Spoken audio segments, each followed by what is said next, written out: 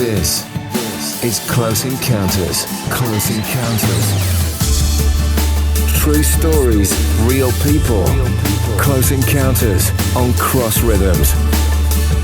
Yes, hello and welcome to Close Encounters with me, Anne Donaldson. My guest today is Jacquie Bodman. Jacquie loves spending time at the beach, whatever the weather.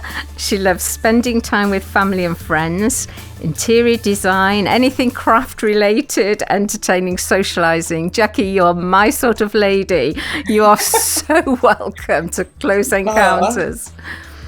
Thank you. It's lovely to have you today and really looking forward to hearing more about your story as you share with us some of your story. So let's start at the very beginning, Jacquie. Tell us a little bit about where you were born and brought up. Okay, so I was born in Loughton in Essex, and I was in a family of 10 children with amazing parents who were just absolutely incredible. They really taught us to be independent and stand up for what we believe in, and a real family of faith. Dad was an incredibly strong Christian who just mentored us so well, and he was so mellow but solid and kind and gentle, and it was a wonderful upbringing. You know, our place was the place to be. All the children in the neighbourhood would come to our home because there were so many children. And, you know, Dad was the same to them as he was to anybody else. You know, I was brought up in the exclusive brethren, and that was quite a tough upbringing for me within the exclusive brethren setting. So at home, it was quite different. And there were the rules that Mum and Dad tried to stick within, but we had a very wholesome upbringing. Good. But actually, within the church setting, I found that really quite incredible hard, because I didn't realise that I was an evangelist. So I would be telling everyone about Jesus and inviting people to the brethren meetings with me. And I was probably a little bit out there for them, really. But still, you know, God was amazing, and he really used that time. And I'm really thankful for the teaching that I had in that household and what I learned. So as I grew up and I came to know that Jesus was real, but I hadn't actually given my heart to him. I'd been taught about him. Mum and Dad talked about him loads. You know, we learned about it within the church, but I hadn't actually given my heart to him. And you know, there was encouragement to go there, but I don't know what, there was probably a little bit of not understanding it properly, maybe. And then one day, I was given some photo money. Now, this was a very big thing in our household, because there were 10 children. You only had one lot of photos in senior school years. And I was given this money and I lost it. Oh. And I was 11 to 12 years old. I went to school for the next 4 days and lied my way through the week as to where this photo money was. Right. But I knew that I needed to present that photo money to get the photos. But how did I tell Mum I'd lost the equivalent of about £41 in today's money? Yeah. And, you know, with 10 children, and there wasn't a lot of money. But if I didn't come home with the photo money, she would have known I'd lost it. And I felt in this really deep predicament. I didn't tell anybody. And as I walked home from school, I remember really talking to the Lord on the way home and telling him when I got home, I was going to go up to my bedroom, kneel down by my bed and ask him to show me where that photo money was. So I think that was the first time I really remember really talking to him, but I still didn't know him. So I knelt down by my bed. I asked him to show me where that photo money was, and he spoke to me. Wow. He spoke to me, and he said, "Go downstairs, lift up the lid of the telephone table, and put your hand down beside." I knew exactly where to put my hand. I put my hand down beside, and I pulled out this envelope of the photo money. I ran upstairs, praising and worshipping God. I was like, on my knees again. I was like, Jesus, I'll do anything for you. I love you. I adore you. I will serve you. You are my everything. And it was from then that I really came to faith. Oh. And yeah, I came to faith in a miracle, and I know He's a miracle God. But then that probably made me even harder work within the Brethren setting, because I knew Him in such a real way. I expected Him to do anything, and it was quite a different, stricter upbringing. But God was very, very good, and it was. I went through times when I wasn't really walking with Him as I should have been, particularly in my late teens, early 20s. And, from an outside point of view, I remember my grandma was telling me that I was telling the story to the family, and they were asking, would I like to get married? And I said, I'd only marry someone who were really committed to the Lord. And my grandma said, we all fell over, because the last thing we thought you were interested in was God, because you were out living this life that was so opposite to that. But little did they realise that my Bible went with me everywhere. I would sit on the tube and read my Bible. I would, I'd be doing my devotions every morning. I'd be spending time with Jesus. I'd be going out at night and, having drink, and probably having too much to drink sometimes, but still going and preaching the gospel to the taxi driver. I mean, I was completely a bit of a mess with my foot in two camps. But my heart was still Jesus, and I put a lot of that down to my parents, because whilst I was going through that difficult stage, they were solid, they were dependable, they still showed they loved me. I would sometimes come in the tube really late at night, and Dad would be sitting there in the station waiting for me. We knew that they were there and we could trust them, and they kept Jesus the centre of that household and our life as we lived for Him. Beautiful, Jacquie. What firm foundations. And I think anyone listening, our foundations of life are so important.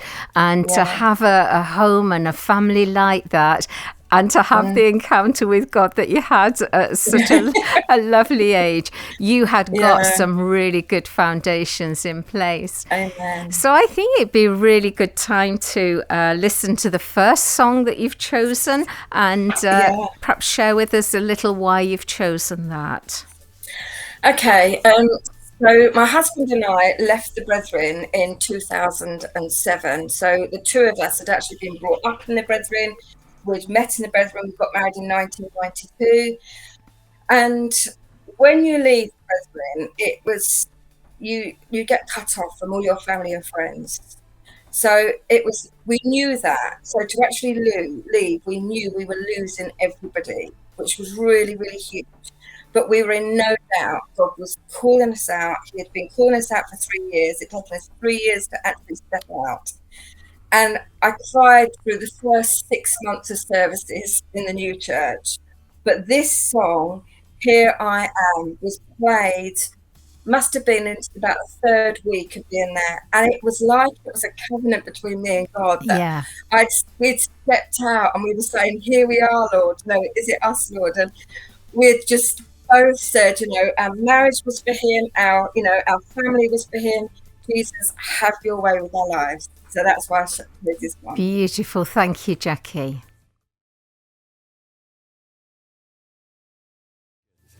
Cross Rhythms. You're listening to Close Encounters. I'm Anne Donaldson, and my guest today is Jacquie Bodman. And we were hearing about your upbringing and how close you were to God throughout your teenage years, despite a few little adventures. But God was still that solid foundation. So tell us about how you met your husband. So I actually met him on holiday in Ireland. So we knew each other existed, but we didn't really know each other. Okay. And we'd both gone to stay. He was friends with the family and I was friends with their daughter. And we'd agreed to get some time off. And anyway, we couldn't get the time off. So we were thrown together for the week. And that developed a really good friendship. And so for 2 years, we were really good friends. And we could really talk together, we could have fun together, but we could talk a lot about the Lord's things, which is what we both really enjoyed about each other. Yeah. And then actually, God made it clear to both of us that actually we were meant to be together, that He was bringing us together. And it was so real. We both made releases without realising the other one did, to really make sure we were hearing what God had said. Yeah. And then, we did. So we dedicated our marriage to Him right from the very beginning. We just said, we knew He had brought us together. We knew that was for a reason. And we wanted Him to be the centre of it. And He really has kept us to that. That's wonderful. So, yeah. So then He moved us from Birmingham to Cornwall. And, that was by some amazing miracles. He got us there. He spoke to us again individually. It was actually on the way home from burying my dad. My dad died at 58 years old, so he was quite young. Yeah. So I was 27, and we were driving home from burying Dad, but we both discussed that God had been speaking to us about moving to Cornwall. So can I ask you, I'm interrupting, but can I just ask you, how did God speak to you? How, so that the listener can understand, how does God speak to you? I know it's various ways. Yes. Well, for me, I really felt we were meant to be moving to Cornwall. We were there was and I would, as I prayed, I would see Cornwall in black writing, right, with like a white background, and I just had this real thing. You need to move to Cornwall. Tim says he hasn't explained actually how God was telling him, but he, said actually I feel exactly the same. Yeah. We then tested it by taking a step in faith. So Tim was in a bank. He went and spoke to his bank manager and said, look, you probably think I'm mad, but we feel God is moving us to Cornwall, sending us to Cornwall. And she said, well, I doubt very much they'll transfer you. And he knew of somebody that had to hand their notice in because their husband had gone to work at Caldrose. So we really didn't think anything would happen. So he told her at 11 o'clock. By 3 o'clock, she called him in and said, it's agreed, you're going. So it's do you know what I mean? It's confirmation. That's it. Moving us. Yeah. Within 6 months, we were in Cornwall. Yeah. I love how God affirms. So that is so beautiful. What a lovely testimony. Yeah. Yeah. So incredible. You moved to Cornwall. So we moved to Cornwall. So we were still in the Exclusive Brethren. And it was a very, very small congregation. It grew a little bit, but it only ever got to 14. Again, I was invited with my neighbours in, a neighbour came to Christ, or a friend came to Christ, a school friend. And we were seeing God move. But we were working with other Christians. So it was actually a vicar and his wife that we were working with. And they really struggled with that because with the Exclusive Brethren, they're a wonderful group. They really love Jesus. Jesus is the centre of their lives. Yeah. But they feel you have to stay within that group. They don't reach out to others. So we were working with other Christians, reaching out to others. 2 people got saved whilst we were doing that. So we got told we couldn't break bread if we were doing that. We had to repent of actually, and that was a very good thing. We couldn't repent of it. We knew that God was doing this, so we left the Exclusive Brethren. That was incredibly painful. Yeah, we had so many family and friends there. We loved everybody there. They loved us. We had so many phone calls in that month after leaving that in the end I would shake when the phone rang, because I knew their hearts and they wanted to keep us because they loved us and they cared for us and they genuinely thought we were doing the wrong thing. But we knew God was calling us out and He had something for us to do. Yeah. So it was an incredible time of grieving. The first 6 months, I sobbed my way through every service at church because the pain was huge. But it was counting the cost of following God. And God was amazing. I felt carried. He carried me. I felt, literally physically carried. And Christian friends came around us and they prayed with us and they worked with us. They loved us so beautifully through that really tough time. Yes. And my mum stayed consistent. So for the first year or so, I didn't really hear from her. But then we started getting in contact again. And for her 70th birthday, she was insistent that we were to be invited. And that was the first event that we had been to. And from then on, we got our family back. And it was incredible. We started to do more and more with the family. We now, as siblings, we go on holiday once a year, all our siblings together. Wow. Apart from one brother that can't make it because he's in America. But, so we try and do Zoom with him whilst we're there to include him. But we're all close together. Mum's no longer with us. Mum's died, but we are close together and we're back. Family, and actually a lot of my sisters are now in churches themselves as well, so God's been amazing. What a wonderful story of restoration. That's what Jesus does, isn't it? He comes and he restores, and that's so beautiful. Perhaps you could lead us into your second song choice, Jacquie. So my second song choice it's actually called Still. But the reason I chose it is it's for every disappointment, for every broken heart. And when I was in 2017, I had a hysterectomy. And the plan was, we knew our 3 children were all leaving home that summer. And we were going to go and settle them together. One was going to uni, one was going to college, and one was going to New Zealand.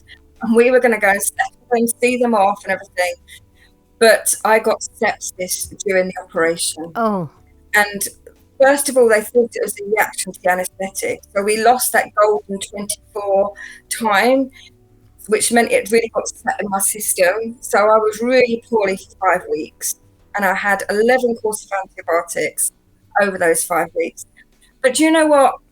Jesus placed that song in my heart. And whenever there was a point, they would say, this, like, my veins were collapsing, all sorts of stuff was happening. Whenever there was a big disappointment, it would be like, for every disappointment, for every broken heart, the cross still stands, whatever. And there is a little bit of a funny story at that time. And that when my veins were collapsing, no doctors or nurses could get the drips back in again. So they called an anaesthetist. And as he was doing it, I was saying, Jesus, please help me. Jesus, please help me. Jesus, please help me. And suddenly he said, I'm in. And I said, thank you, Jesus. He said, well, I've never been called Jesus before. Oh, fantastic. So we'll listen to this song now. Thank you, Jacquie.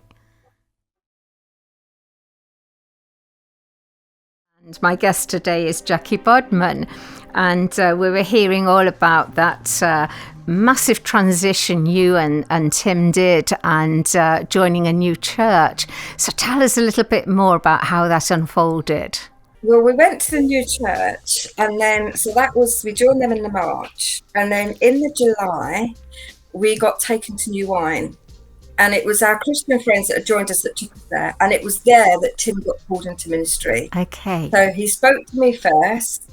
And he told me that I'm calling Tim into ministry, and I want you to support Tim, the children, and those that I send to you. And then I spoke in tongues. I'd never spoken in tongues before. I'd never experienced it.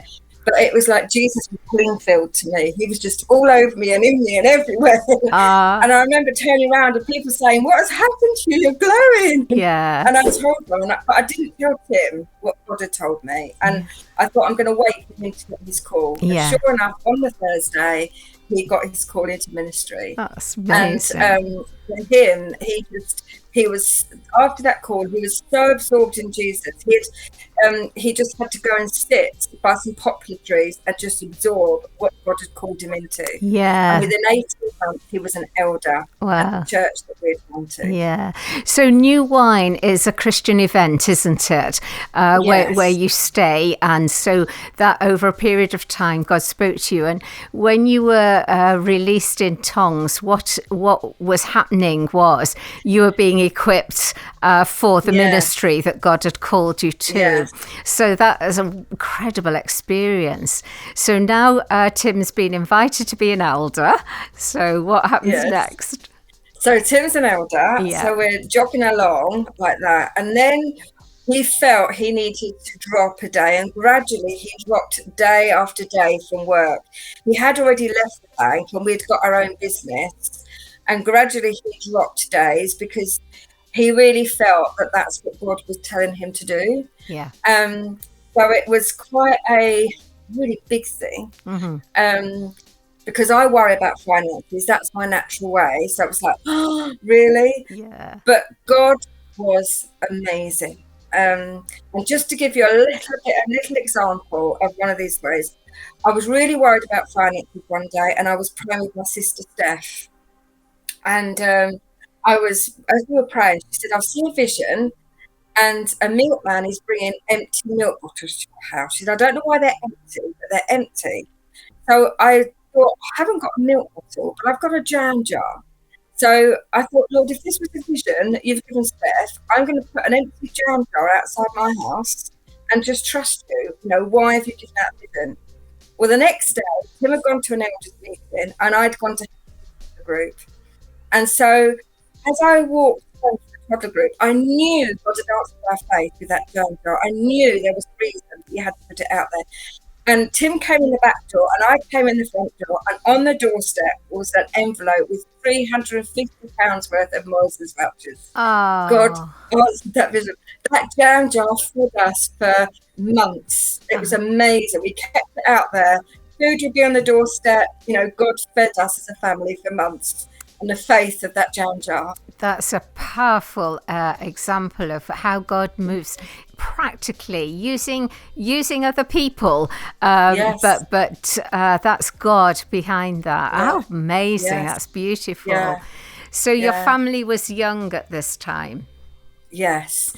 So our family were all young, and we, you know, it was a tough time, you know, because we were literally raising them without the funds. But God met us. We managed a holiday every year.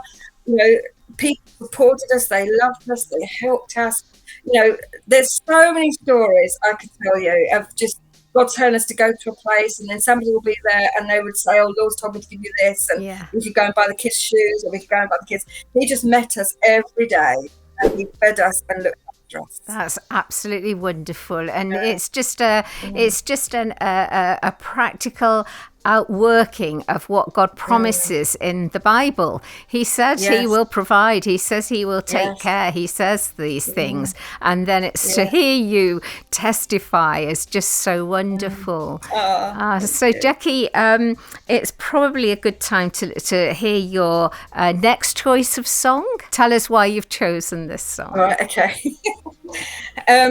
So this one I chose because over lockdown, Tim got COVID, and he was very, very poorly for 2 weeks. He did actually go into hospital for one night because his breathing was so bad. Yeah. He had a temperature of 39 to 40 for 2 weeks, and just really, really bad. But at the same time, we had 2 lodgers, and one of the lodgers was really struggling with mental health. So I was supporting them as well. So the 2 of them, I was trying to support through this time, as well as trying to do as much of Tim's job as a pastor of a church. And then, because we had actually replanted a church, you know, that started off quite small, and we were just in the throes of replanting it, really. And then also setting up a ministry with the doctors and the hospitals to get Christian literature in and prescriptions. And now I realise I was depressed. The load was too much. It was too heavy on me. And I would sing this song, "I need you, oh, I need you," on my knees, crying to God, give me everything I need to get by. Yeah, lovely. Thank you, Jacquie. Welcome back to Close Encounters on Cross Rhythms with me, Anne Donaldson, and my guest today is Jacquie Bodman. And Jacquie, we were hearing before that song about how Tim was so poorly and there was such a lot going on. You just cried out to God. But I know you've had your own difficulties with health as well. Yes. So after my second AstraZeneca jab, a blood clot went through my heart, and it put my heart into atrial fibrillation, and it really messed up my cardiovascular system in quite a big way. So I was put on blood thinners, but what we didn't realise at the time was that I had a blood pooling disorder anyway. So that made my blood even more thinner and bleeding even more. Right. So I started bleeding internally, and I needed iron infusions every 8 weeks because I would get so anemic. Yeah. And then they found an aneurysm at the base of my brain that was inoperable. So there was all these things. I was on so much medication, but it was all exacerbating each other with all the medication. And gradually every symptom was just getting worse and worse and worse. I'd had so much prayer, so many people had prayed for healing, and it hadn't happened. And I'd actually accepted that I wasn't going to be healed in the end. In fact, the Lord has spoken to me about a ministry called Walking with Jesus, which was about working, like shining Him and walking with Him and encouraging others from that broken place and being vulnerable and honest about where I was with my health. Well, that was a really tough time. And with Tim still being a pastor of a church that we'd replanted and seen grown mightily, and there was such a busy church with lots going on, and I just wasn't able to support him the same as I had been.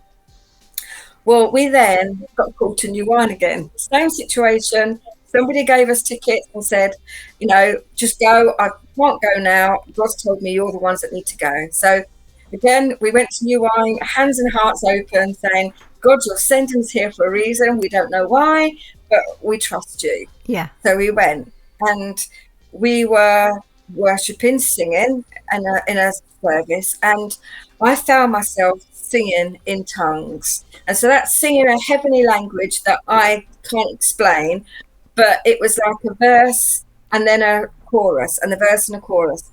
And I think the chorus was the same line over and over again. And I think God was breaking something then. Wow. Because after that, He told me to turn around and ask the people behind me to pray for healing for my aneurysm. Yeah. And I turned around and asked them. One was a nurse. She recognised the weakness down my left side as neurological. And they'd lost a friend 6 months before to a ruptured aneurysm. So they really understood the seriousness of it. They prayed and the weakness went. I was healed. Praise God. It was just amazing. Yeah. But because I was healed, it then meant that I could speak to my haematologist and say, look, I believe I've been healed of the aneurysm. And they agreed to do the operation on the fact that I was saying I was healed, that would stop the internal bleeding. Yeah. So I had the operation last year on the 28th of October, and I've had no iron infusion since. And I had a blood test last week, and my iron's at 14.5. Oh. So all of that is healed in God's work mightily. That is beautiful. That is so encouraging for anyone listening who themselves is facing difficulties. God is the God who heals, and He healed in the past, and He heals today, and He'll continue to heal. And we don't always understand His timing and everything else. But Jacquie, thank you for that. What a beautiful, powerful testimony. And it's I think understandable why you've chosen the next song. It's when we keep our eyes fixed on Jesus that we get that strength and everything else. So tell us about this next song. Yes, it was when there were days when I couldn't literally get out of bed. I was so weak. But God was faithful. He would wake me up in the morning. I would be reciting scripture in my head, or I'd be singing this song. Time and time again, I'd wake up singing it, and it just meant so much. Jesus was very close, and that's why I've chosen it. Thank you, Jacquie. Thank you. You're listening to Close Encounters with me, Anne Donaldson, and my guest today is Jacquie Bodman.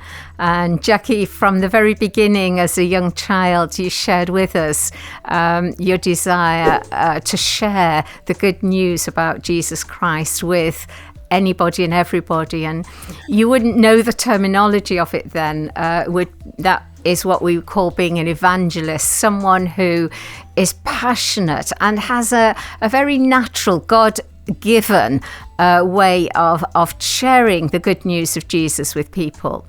So how is that, carried out in the rest of your life? Yeah, well, it's been amazing, because I just thought, because I love people and I love Jesus, I spoke to people about Jesus. Yeah. I just thought I thought everyone did the same. Yeah.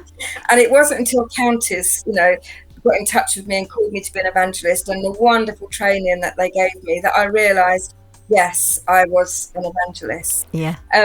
It was a really big step, because coming from the exclusive brethren, obviously the women are very much in the background, and God had to really show me clearly that that's what he had called me to. And amazingly, he showed me literally the day before the letter arrived from Countess saying you finished your training and that they classed me as a fully fledged evangelist. Wow. So even that, and I wrote it in the book that I was doing a book study on, so I've even got it today with the date and everything, and the letter arrived the next day. So again, it was a confirmation of God. That's what I've called you to. So what's Countess? Now, for those of us, what's Countess? So Countess is a wonderful evangelistic charity that supports evangelists around the Great Britain, really. Okay. It also does church planting. It also does neighbourhood, like caring for the neighbourhood chaplains. There's so many things it does to support the community and support the evangelists. That's wonderful. So to have training through them would be wonderful. And so, as you say, the letter came, and God's timing was just perfect yet again. Yes, yet again. Yeah. Yet again. So how does that? How do you exhibit this gifting on an ongoing basis, Jacquie? So. With myself, it's very much personal evangelism. So I do speaking and that sort of thing, but I'm naturally more a one-to-one, small group, sharing Jesus, just drawing alongside people, genuinely loving them and caring for them, not just see them as a project that I want to tell that's beautiful. Lord, but genuinely loving them, caring for them, walking alongside, shining Jesus and sharing Jesus naturally. I do it through craft work. I have a ministry called Walking with Jesus, and I do it sitting down with people, doing crafts, talking, sharing, and invariably Jesus will come up and they'll ask questions, and neighbours coming in and spending time with you going to neighbours, Jesus will always come into the conversation and just sharing Jesus with them. And one thing, when I was really ill, the Lord has asked me to write a book to actually share what he has done in his life, his glory, how amazing, compassionate, loving and caring he is, and how when we walk side by side with him, he will support us and he will help us. Oh, so Jacquie, I want to encourage you, carry on writing the book, because it's amazing how God uses the printed testimony, and so I'm really encouraging you, and when it's published, we'll be wanting to read it, because you have a very powerful testimony. Yeah. Thank you. So. It's coming towards the end of our time together, and I can't believe how quickly it's gone. I've loved learning about what God's doing in your life and has done, and what he's continuing to do. And before you introduce your final choice of music, Jacquie, I just want to say thank you so much. Thank you for your time. Thank you for sharing. Thank you for making yourself vulnerable with us today. And now perhaps you'd like to introduce your final song. Okay. So my final song is He Will Hold Us Fast. And I've chosen it because God has been really, really true to us and has held us fast. And he always will, and he always does. Thank you. Close Encounters on Cross Rhythms. True stories, real people.